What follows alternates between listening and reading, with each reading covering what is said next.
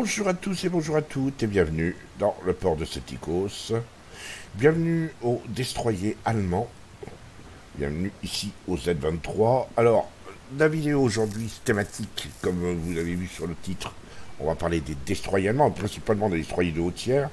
Pour l'instant, je n'ai que le Z23. Parmi les deux destroyers que vous allez voir, vous verrez ensuite une vidéo avec le Z46.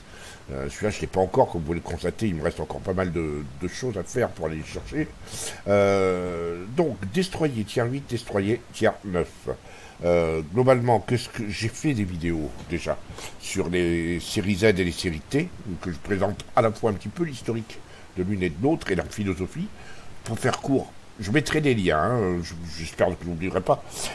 Pour faire court, la série Z, c'est les contre-torpilleurs purs, les chasseurs de DD, et les séries T, ce sont plutôt les torpilleurs, même si la philosophie dans les deux cas, c'est d'avoir un navire un contre-torpilleur qui torpille pas mal, avec des gros canons, et un torpilleur qui canonne pas mal, avec des bonnes torpilles. Voilà, c'est un petit peu la queue de patte taillée. C'est un peu, on va dire, sans faire de politique, en même temps des Allemands, quand ils font leur destroyer. Donc, aujourd'hui, on est sur du Z, puisque le Z23 et Z46. On va l'attaquer tout de suite avec le Z23. Deux parties assez fumées et assez sympas, où on va voir comment jouer des contre-torpilleurs, comme des torpilleurs, tout simplement, dans certains cas. Et vous allez voir que c'est plutôt badass, comme on dit. En tout cas, bon visionnage. Et à tout à l'heure pour le débriefing.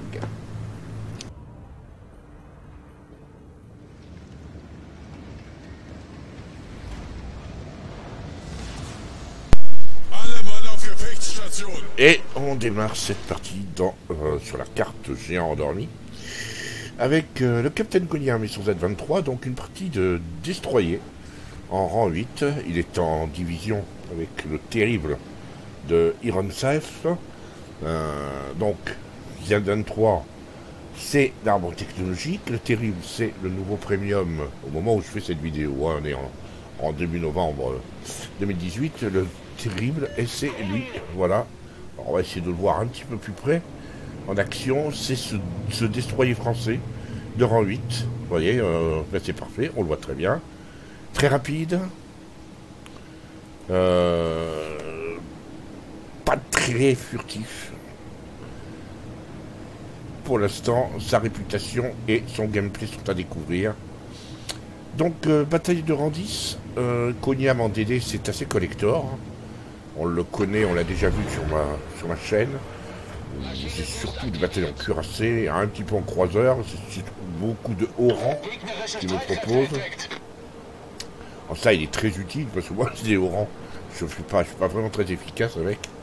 Là, je m'ennuie pendant les batailles en haut rang. Je suis pas patient du tout.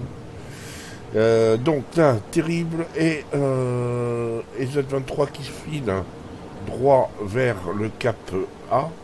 Alors, le souci, c'est qu'il y a 3 DD, 4 DD. Et qu'il va y en avoir 3 dans le même cap. Et ça, c'est assez problématique. Alors, il ne commet pas l'erreur de lancer ses torpilles. C'est assez problématique, ces 3 DD sur le même cap, ça me gêne un peu. Parce que du coup, ils ont plus de spots. Ces 3 DD sont devenus aveugles. Tout ça pour caper. J'ai dit attendons, parce que le Z23 a une certaine capacité en termes de bon, alors, il a déjà une bonne dissimulation. Hein, 6-2, c'est excellent. C'est vraiment très très bon. Les torpilles qui portent à 9 km, on peut pas franchement dire que ce soit un mauvais destroyer. Le souci, c'est que comme beaucoup de tier 8, c'est une branche assez bâtarde, assez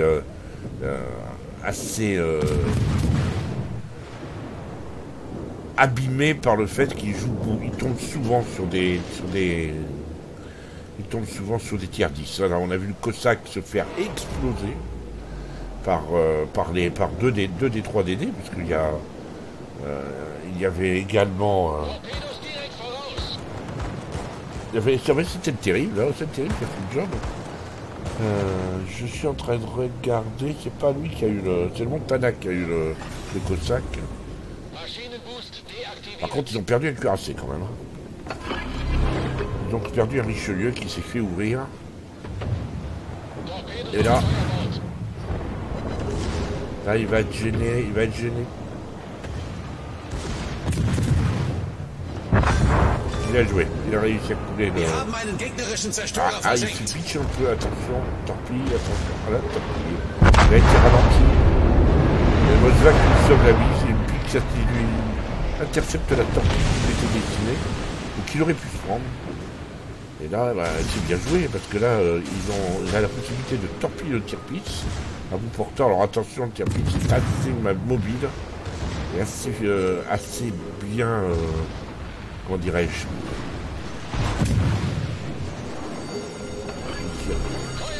il tire à la paix, vous remarquerez. Il est assez proche, hein, il est à 6 km. Là, il fait faire un peu de dégâts. Oui, il est assez maniable de tir-piste pour éviter les torpilles, mais là, il va peut-être s'en prendre une quand même. Et ben, il roule. 2 kills en très peu de temps, voilà pour Koniam, qui ne joue jamais en DD. Heureusement qu'il ne joue jamais en DD, parce qu'on aurait du souci à se faire. En tout cas, moi, il est déjà meilleur que moi, hein, clairement. Si je fais une vidéo sur le Z23, vous verrez que c'est pas du tout la même chanson. Bon, en tout cas, il faudra que je m'y reprenne à plusieurs fois pour faire une véritable démonstration. Et encore, elle serait peut-être pas aussi efficace que ce double kill. Hein. Quasiment double kill, oui, en très peu de temps.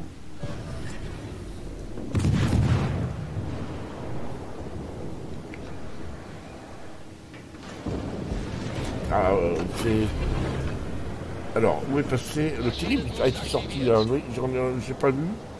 Ronsaff me pardonnera s'il regarde la vidéo. J'ai pas fait attention à son... Comment dirais-je, à la manière dont il a été sorti. Maintenant, c'est le République qui est en train d'essayer de caper. Et Koniam, il y va droit. Alors, est-ce qu'il va faire le coup du rush à bout portant?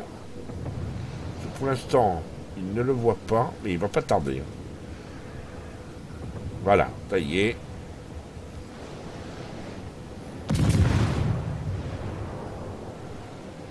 Il vient de voir que la République avait tiré. Donc il est relativement à l'abri. Quelques secondes, mais voilà, les secondaires se mettent en route. Il n'est pas à l'abri du tout. Et là, la République va regretter d'être venue.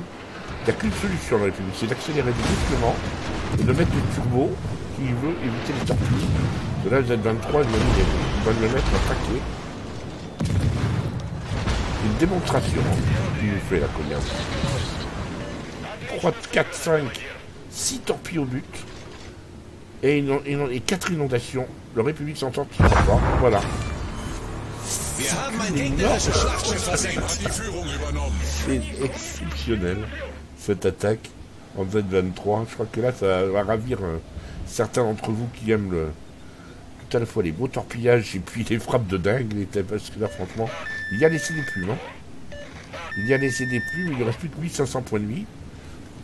Mais 3 kills, dont le tir-pit, c'est le République. Et ouais, c'est beau. Et là, il y a un Norska. Alors, il attend calmement d'avoir récupéré son moteur. Ces torpilles, il reste 10 secondes avant de les avoir récupérées. Et si ça continue, le Norska... mais là, il ne faut pas qu'il s'amuse à le rusher comme ça, parce que le Norska... par contre, il ne fait pas énormément de dégâts à la paix. C'est étonnant qu'il tire à la paix.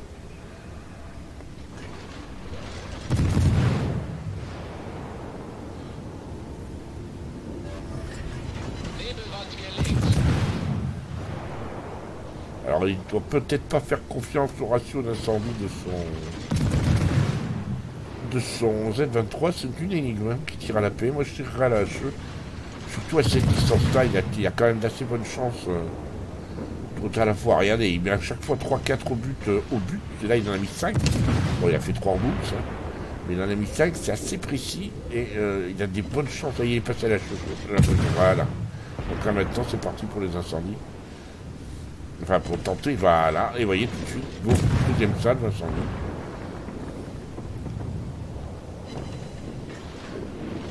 Il est à 100 000 de dégâts. Le Norska a éteint l'incendie. Et terminé, il n'y a plus de Norska. La partie est finie. On n'a pas eu le temps de regarder stratégiquement ce qui se passait. Mais bon, voilà quoi, je veux dire, les verts ont copieusement massacré les rouges. Ceci dit, il faut qu'il se méfie, parce qu'il est en première ligne et il n'a plus beaucoup de vie, alors que derrière, vous voyez, il y a, on regarde, vous voyez derrière, Bismarck, Mosiva, Montana sont à l'arrière et on a conservé pas mal de vie. Donc c'est peut-être à eux maintenant de monter en première ligne. En tout cas, on a vu une passe d'armes assez féroce. Maintenant, c'est sûr, ça va être un petit peu plus calme. Et il n'a pas intérêt, hein, à moins qu'il veuille prendre des risques. Mais c'est très inutile, dommage de prendre des risques. Alors qu'on a ici un Kagero contre un Akizuki. Kagero a très peu de chances de s'en tirer. Surtout que, voilà, il s'en tirera pas. Voilà, il n'y a plus de Kagero. Les rouges ont gagné un répit. Et je crois que Konyam, lui, envisage d'aller sur le dernier cap qui n'a pas été capturé.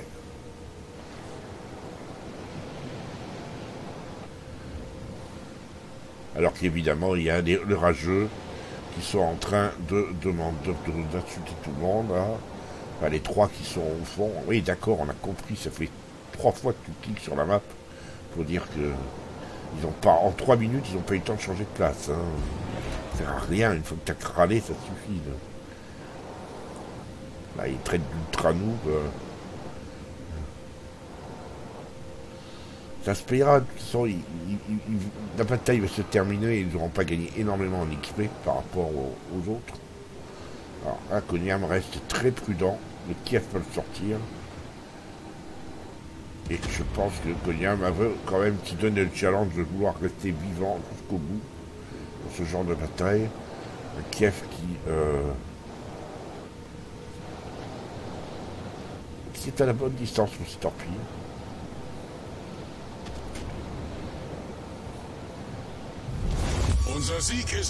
Voilà, une parfaite course.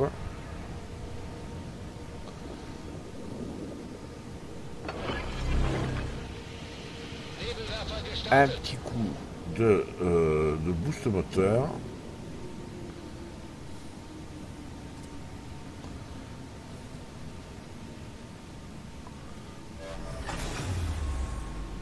Ah, c'est très malin. Il attend de regarder ce que va faire le Kiev. Il a lancé ses torpilles parce que si le Kiev tourne, il va se retrouver nez à nez avec deux jets de torpilles. C'est très mariole. Et là, ben voilà quoi, le Kiev, s'il continue dans son attention, il risque de tomber nez à nez avec les torpilles. J'ai quand même l'impression qu'il a poursuivi sa course. Très peu. On a entreaperçu. Ah ben les AO de toute façon torpillent dans l'autre sens. Hein. Et c'est le Kiev qui va avoir raison. Il va torpiller les AO. Non, il n'a pas touché les AO.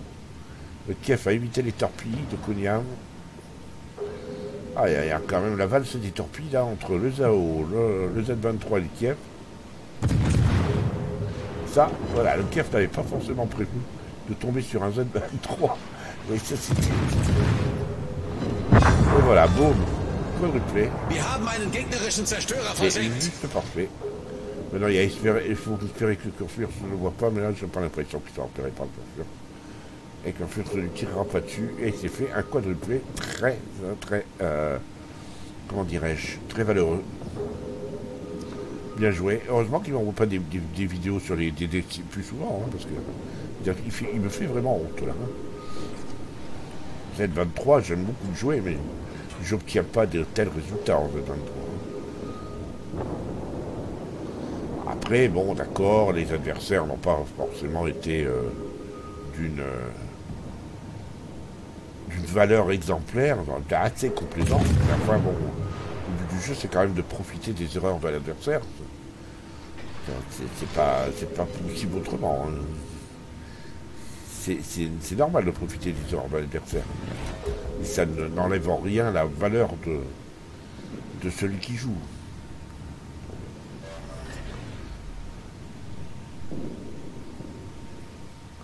Voilà, il attend. Il a trop peu de vie pour aller le rusher, le curfeur. Il pourrait le sortir rien qu'avec son secondaire. Donc ça sert à rien de... Voilà, il arrondit un petit peu ses... Et plomb, c'est fini. Fin de la game. Fin de la game. Et on enchaîne avec les écrans de la bataille.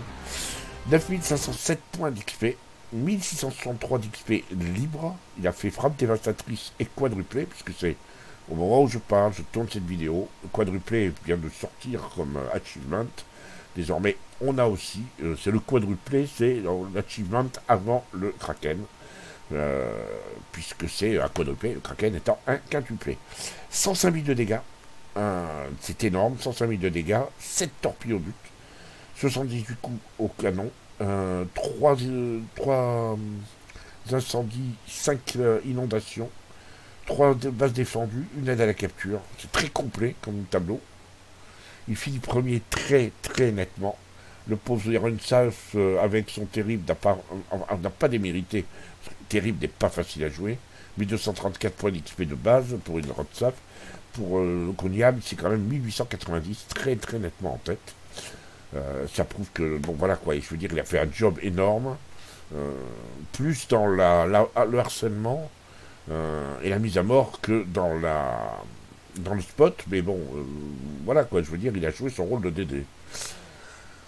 Je vous laisse regarder les dégâts qu'il a créés aux uns et aux autres, sachant qu'il a fait 77 000, ça compte, hein, sur le République, à lui tout seul, il a dépopé le République. Pour le reste, il a parcouru 60 km, il a tanké pour 517 000, ça c'est énorme, et encore une fois aussi contre les Républiques, il a beaucoup tanké. 83 au but tiré à la HE 47, donc grosso modo un petit 50% pour 14 000 de dégâts. 47 au but à la P, 31 sont arrivés, là c'est carrément des 3 quarts sont arrivés, c'est un bon ratio. 24 torpilles, 7 sont arrivés, c'est plutôt sympa comme arrivé, parce qu'il fait quand même 58 700 de dégâts rien qu'à la torpille, sans compter les 11 000 à l'incendie et les 5 000 à l'inondation. Comme vous pouvez le constater, c'est une... comment dirais-je, c'est un bon ratio.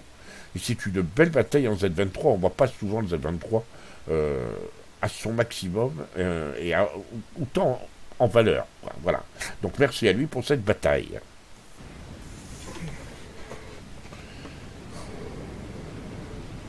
Allez, on est parti avec le Z49, le Z46, pas 49, le Z46 de Polon, donc contre-torpilleur allemand de rang 9. Nous sommes sur un quart point chaud en mode domination. Pas de division aujourd'hui pour Polon. Alors il va avoir à lutter contre deux Shimakaze, un Jutland, un Akizuki. 2 croiseurs seulement, Worcester et Hindenburg. Tout le reste, c'est du cuirassé. Tirpitz, Alsace, double conquérant. En plus, ils sont en division. Alors, les deux conquérants sont en division avec le Worcester. C'est inutile de vous dire que ça risque d'être chaud. Et un Montana. Donc, Polon s'en va naturellement droit sur le cap qui lui faisait face. Il ne traverse pas toute la carte comme certains le sont. Qui spawnent au nord et puis qui spawnent à l'ouest et qui s'en vont sur le cap qui est à l'est et réciproquement.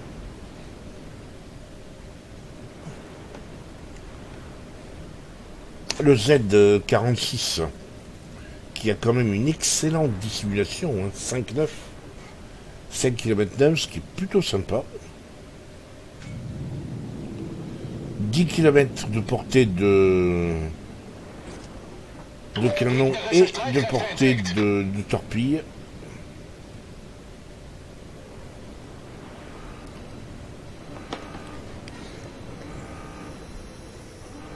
Et un sonar. Là pour l'instant il a repéré le Hindenburg.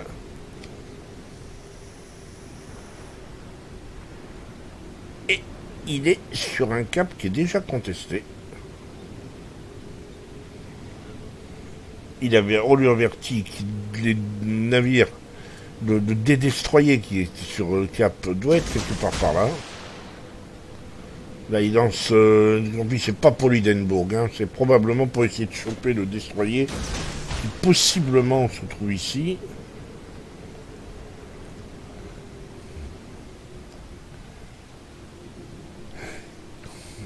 Alors, il fait bien attention de ne pas tirer. Hindenburg qui prend cher. Ouh. Et il est repéré.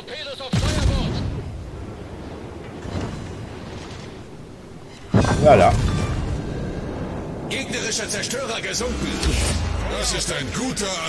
En plus, il est contre les deux Shimakazé, mais au moins il vient d'en sortir un. De la manière la plus sympathique qui soit. Alors évidemment, le Shima a lancé ici, dans ses torpilles, mais... Ah, il a fait la manœuvre qu'il fallait pas, le Shima, c'était clair. Encore 30 secondes avant de reload ses torpes. L'autre Shima a pris un petit peu de dégâts. Et surtout, là, il s'éloigne du Zao, qui est tout proche. Et vous voyez qu'il ne tire pas, parce que bien sûr, s'il tire, il va se faire voir par le Zao, se faire localiser. 10 secondes, est-ce qu'il va réussir à sortir l'autre Shimakazé?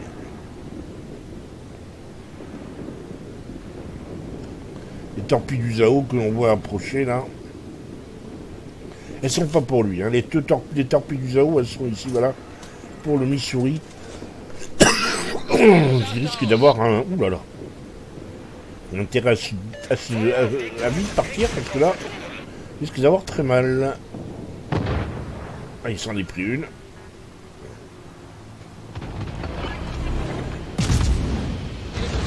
Ah, le Missouri, il s'est vengé.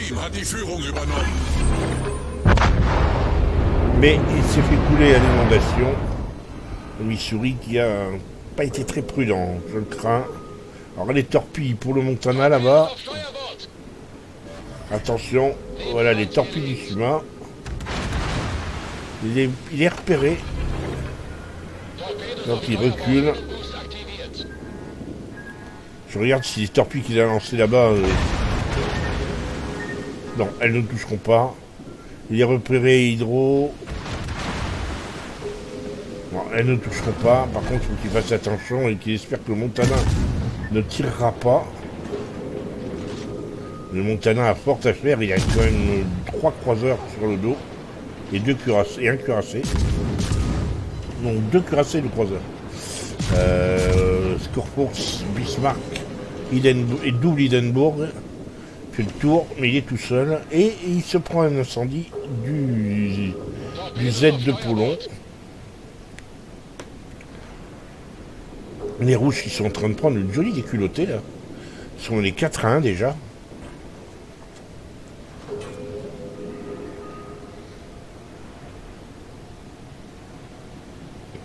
Alors...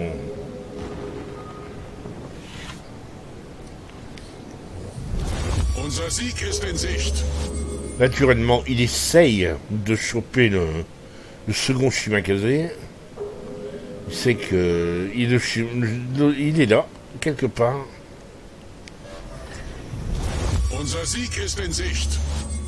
Et le second Shimakazé ne viendra jamais attaquer le Z46. Il n'a aucune chance en dogfight.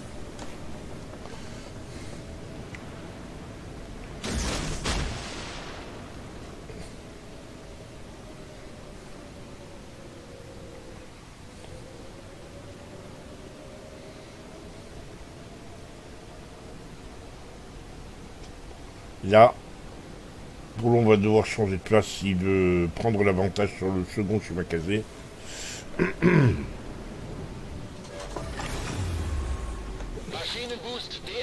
Et on va remarquer qu'il n'a pratiquement pas fait de navigation. Il n'a pas changé de place. Et maintenant, il se décide à quitter le cap. Ça ne sert à rien, effectivement, de rester là. Ouais, voilà, le Shimakazé, là, oui, il a bien changé de place. Et lui aussi a arrosé dans les angles à droite, à gauche. Et les aides bien fait de se dépêcher.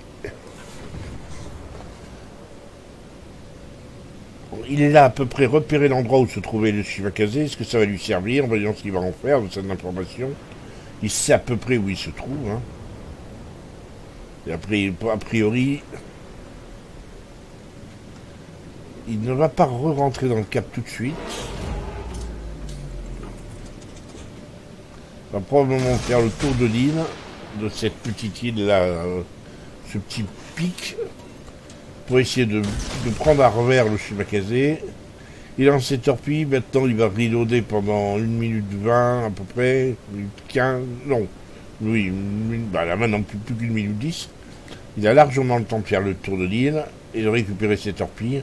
Il a laissé le Shimakaze capé, mais les rouges ont plus beaucoup de navires et vont probablement, bon, sûrement perdre cette bataille.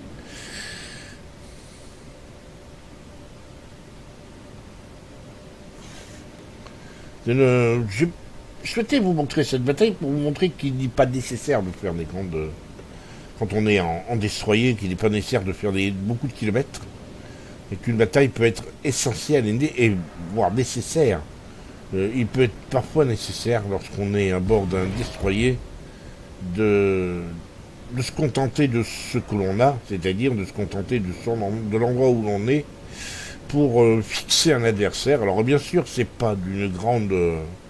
c'est pas une partie extrêmement époustouflante ni épique.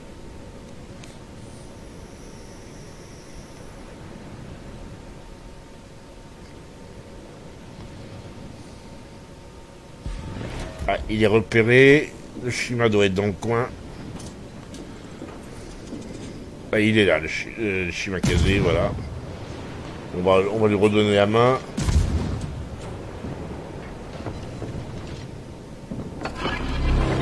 Là, il met l'hydro pour repérer les torpilles d'un peu plus loin. Le Shima a largement le temps de lui envoyer des torpilles.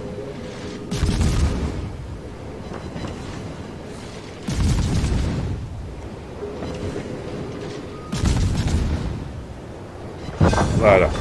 Il a sorti. Il a fait son job. Il s'est arrêté net. Là, il va repartir. Je pense qu'il va retourner dans D. Il est indispensable. Enfin, c'est plus trop indispensable. Hein. Les rouges n'ont plus que 4 navires. Mais je pense que pour ses points d'XP, il est vraiment utile et même indispensable de prendre D. Ça ne peut que lui faire des points en plus. Il reste 10 minutes et la partie est bien engagée pour eux.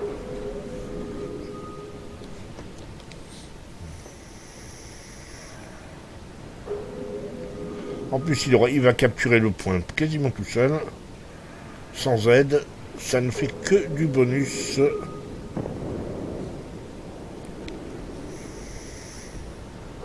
Ceci dit, au train où ça va, il faut espérer qu'il aura fini de caper avant que tous les rouges aient disparu, parce que là, il en reste plus, ils sont plus que 3.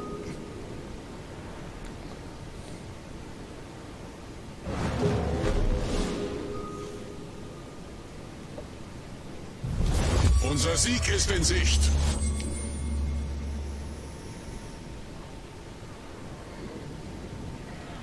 Est-ce qu'il va aller planter des torpilles sur le Conqueror qui est quasiment à l'arrêt en plus, on dirait.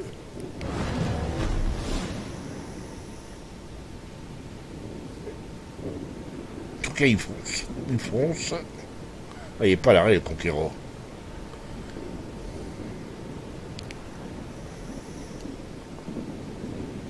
Et oui, il est peut-être sans peur, mais oui, il s'éloigne. Il est en train de... Il a pris un petit peu au large. N'empêchera pas de prendre des torpilles. Colomb, bon, la bataille est quasiment finie, ils sont plus que 2. Colomb n'a plus beaucoup de raisons de prendre des précautions.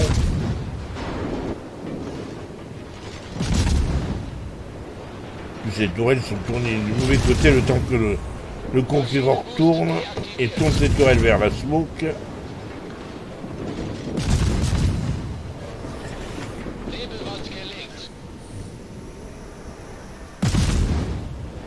torpilles qui ne porteront pas. Le conquérant aura pris ses distances. Qu'est-ce qu'il nous fait, le conquérant? Voilà, il est en train de se retourner vers les torpilles. Il n'a pas peur. Non, ça y est, il les a vus. Et tombe de l'autre côté, il va se bitcher. Je crois qu'il voulait éviter de se bitcher. Il ne pourra pas l'éviter.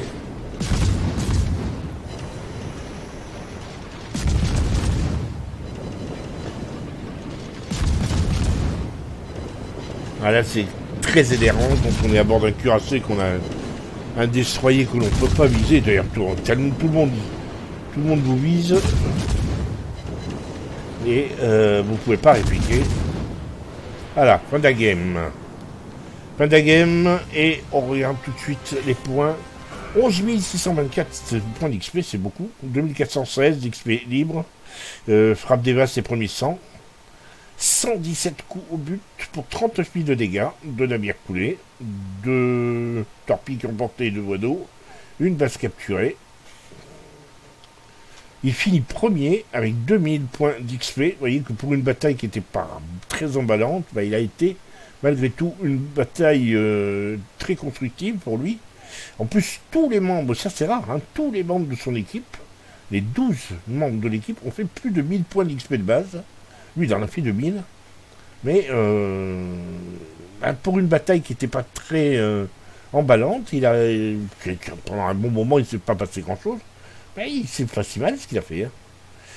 Hein. Donc il a coulé les 2 Shimakaze, c'est facile à retenir. Il a bien allumé le conquérant. Il n'a parcouru que 46 km. Il a tenté que 461 000. Et il a mis 117 coups au but sur 178 tirés. C'est un joli ratio. Pour 19 800 de dégâts. Quasiment 20 000 de dégâts. À la torpille, il a fait 15 000 de dégâts. À l'incendie, il a fait 4 000. On finit par les points d'XP du commandant. 19 700. Voilà pour cette bataille. Voilà, ben, j'espère que cette vidéo vous aura plu. Vous avez vu 2 pilotes. Alors un très occasionnel, hein, Konyam. Dont je ne connaissais pas ses talents de torpilleur. Il a bien su profiter surtout. Alors c'est vrai, je sais ce qu'il va me dire. Il va me dire non, j'ai pas de talent de torpilleur. C'est surtout l'ennemi qui a été nul. C'est ce que je dis dans la vidéo quand je commente sa fin de partie. Le talent, c'est aussi de savoir profiter des erreurs des ennemis et de faire en sorte que, comment dirais-je, on transforme les erreurs des ennemis en bataille éclatante. Voilà, c'est tout. Il n'y a pas à se dévaloriser. Il a été très bon. Il a été vraiment très bon. Paulon, on le connaît. On sait qu'il est implacable. Les Allemands, les torpilleurs allemands ne sont pas franchement ses préférés, même s'il les aime bien malgré tout. Je sais qu'il a une plus grande affection pour les Russes. Mais voilà, quoi, les Allemands, il sait bien faire avec. Quoi. Et je suis sûr que quand il va s'attaquer vraiment à la problématique des Américains, voire des Anglais, il va être monstrueux aussi avec cela. J'espère que cette vidéo vous aura plu. N'hésitez pas à commenter, n'hésitez pas à liker. On se retrouve très bientôt, si vous le voulez bien.